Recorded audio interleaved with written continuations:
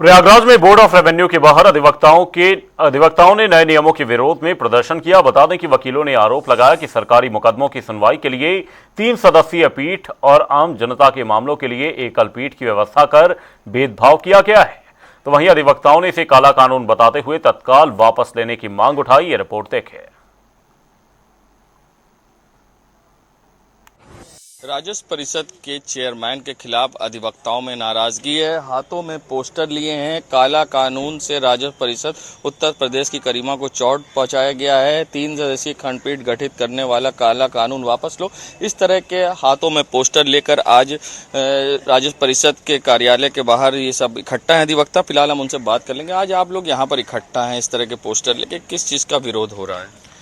माननीय चेयरमैन ने अपने अधिकारों का दुरुपयोग किया है। जो अधिकार उनको अधिनियम में नहीं दिए गए हैं, उस अधिकार का प्रयोग करते हुए 3 सदस्यीय खंडपीठ की संरचना की है, जिसके तहत जो नए वाद यहाँ दाखिल होंगे सेक्शन 77 के तहत, और जो पहले से पेंडिंग है वो 3 सदस्यीय खंडपीठ सुनेगी। जबकि जिस सेक्शन के अंतर्गत यहाँ पर वो उनके वाद दाखिल होंगे, उस सेक्शन के अंतर्गत कमिश्नर कोर्ट को और बोर्ड ऑफ रेवेन्यू को बराबर का जुरिडिक्शन दिया गया है। अब उसी संबंधित वहाँ पर यहाँ 3 सदस्यीय मेंबर बोर्ड ऑफ रेवेन्यू सुनेगा, 3 सदस्य सुनेंगे और कमिश्नर, एडिशनल कमिश्नर वगैरह वो अकेले सुनेंगे। इस माध्यम से बोर्ड ऑफ रेवेन्यू राजस्व परिषद, चाहे लखनऊ हो, चाहे यहाँ हो, चाहे सर्किट कोर्ट हो, उनकी गरिमा को उन्होंने चोट पहुँचाया है। कमिश्नर कोर्ट से राजस्व परिषद को निम्न कोटि का मान लिया गया है और यहाँ के मेंबरों को उन्होंने कमिश्नर से छोटा बना दिया है।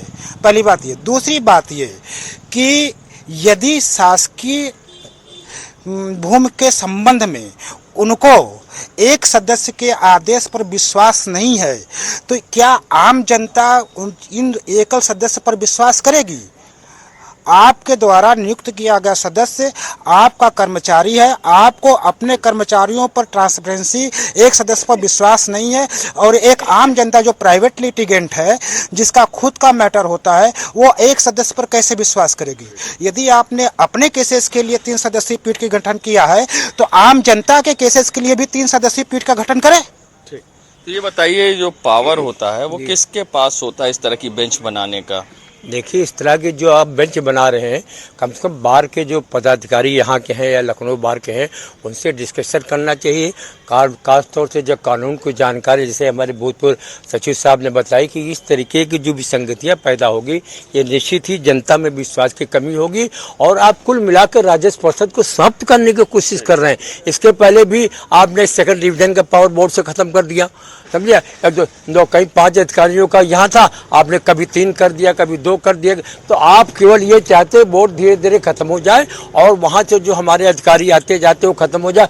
कुल मिलाकर के जनता की जो जमीन शासन के पास जो है, तमाम चीज़ें वो खत्म करना है। इस तरह खत्म करने की जो जुडिक्शन की जो प्रथा है, ये बिल्कुल गलत है। कायदे से फिर इस पर विचार करिए, अन्यथा आप जियो दीजिए। आपने कानून का अगेंस्ट काम किया, हम कानून के अंतर्गत ला करके इसको माननीय उच्च न्यायालय में ले जाएंगे। तो देखिए, हाईकोर्ट जाने की बात हो रही है। अगर ये बताइए, आप लोग की मांगे अगर पूरी नहीं होती है तो क्या करेंगे आगे आप लोग?